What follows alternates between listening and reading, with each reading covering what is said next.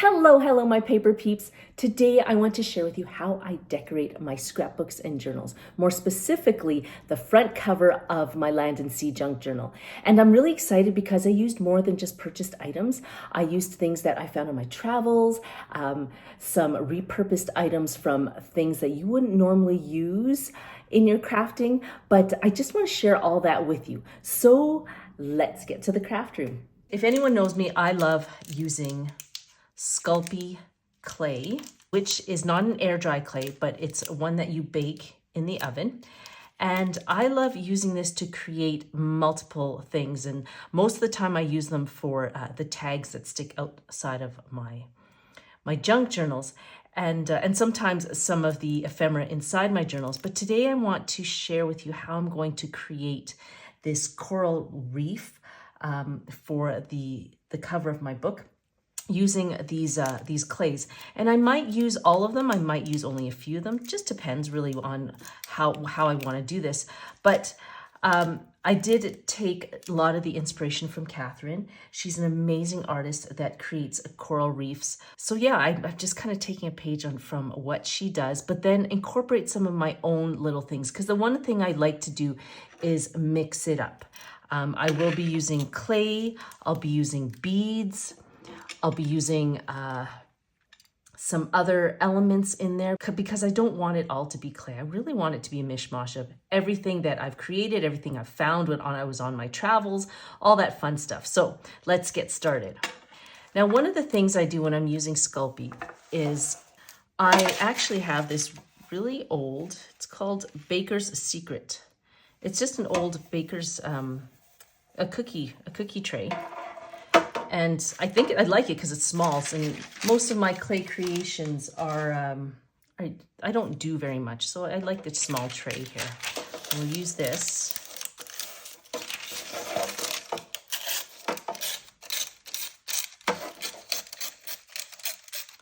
Clean up this edge here. There we go. So it sits very nicely. So you'll need a rolling pin. This one is specifically for Sculpey clay. You don't need the whole gamut of tools. And then I have some of these Stylus tools here, and you can get these on Amazon. I'll put a link to these in the description box below. And if you don't have this, oh gosh, you could just use, really you can use a bottle or a can or something that's a round smooth surface, even like a small little makeup bottle, or even like, gee whiz, you can use your glue stick as a way to roll out your clay. With regards to Stylus tools, again, you don't really need this either. You can use the blunt end of anything that kind of mimics this look. You can use that. So now what I'm going to do is make my first coral, and we're just going to create multiple spheres here, all different shapes, and then you're just going to add them and have them attached to one another.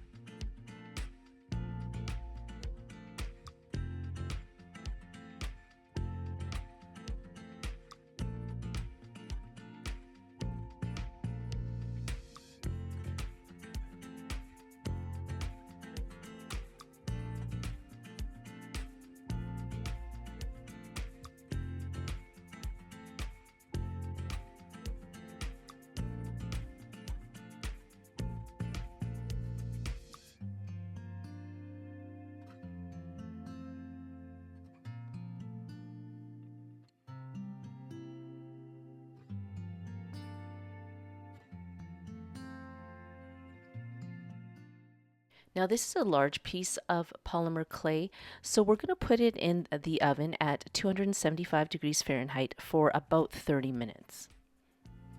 These are just beads that I got at the craft store, and if you put them together right, they can actually look like, you know, part of a coral reef. I thought this would be a beautiful addition to the book. So using just an Ultrabond is really good for adhering anything from paper to wood to metal, glass, or anything like that.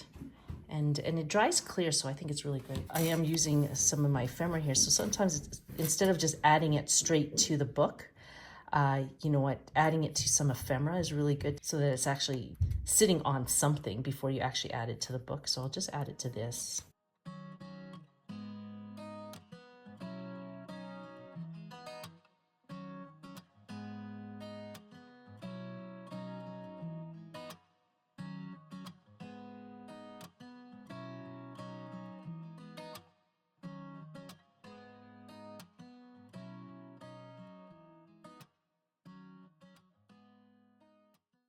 Now the next shape I'm creating is just this dome-shaped coral.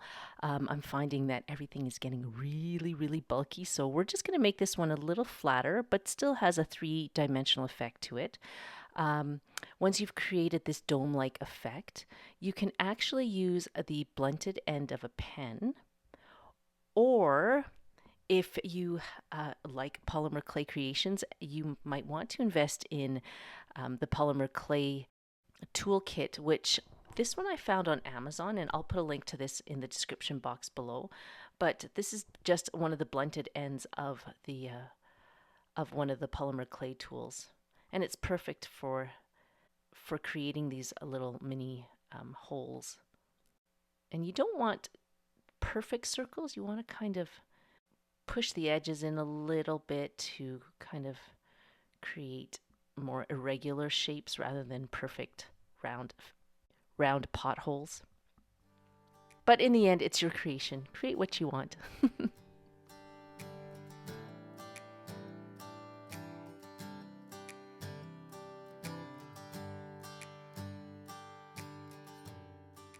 So I'm going to add a little bit of green, and I'm actually adding some of these coral rods. And did you know that coral are actually animals? They actually have like an outer epidermis, like a digestive system. They actually have tentacles and a mouth. They're actually a lot of the time mistaken for sea plants.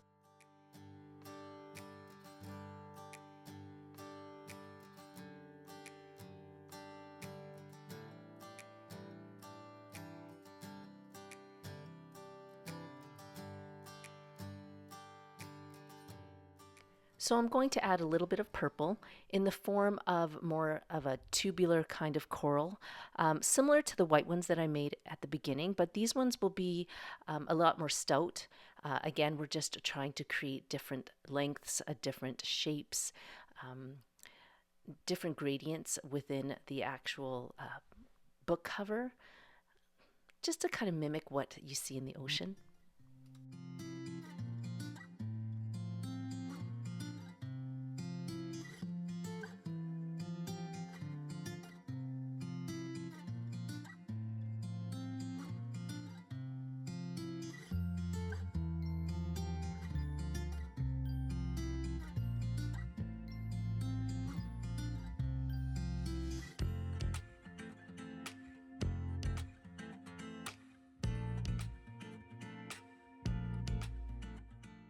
This one's a stony coral, and it's going to have two different colors in it. And initially when I tried doing this one, I mixed the two together, which was not a good idea.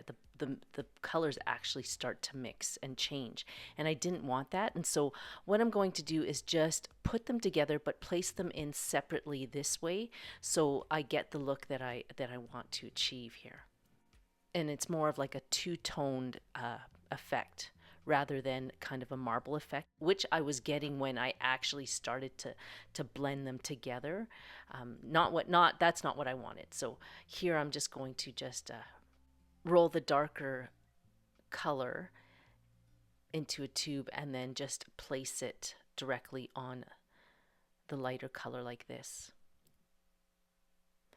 And I don't claim to be a polymer clay expert. And that's why the techniques I'm showing you here are quite simple. They're not as intricate as maybe some that you might see out there. Again, this is for the scrapbooker, and just adding polymer clay creations to your scrapbooks and journals without going into too much detail. I mean, you can if you want, but if this isn't your thing and you just kind of want to add a little bit here and there without taxing yourself too much with detail, then I think, you know, these simple techniques are easy to do, even for the beginner polymer clay enthusiast.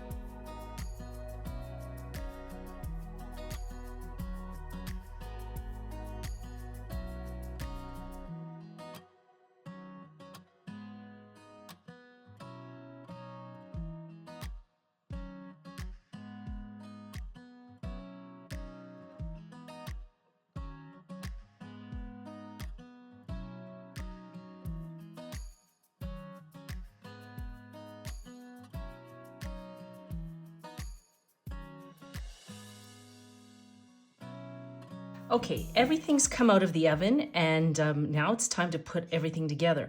Now, if you notice, some of your creations might have a little bit of just some rough edges to it, and you don't, I mean, you can leave it as is, or you can take some sandpaper or even a nail file and just shave that down, or you can even just use your finger here and just kind of remove any rough edges that might be there. I covered this part up with paper from the paper line, and I think I'll just do like a bottom kind of closure here like that, and then just start layering on top of that.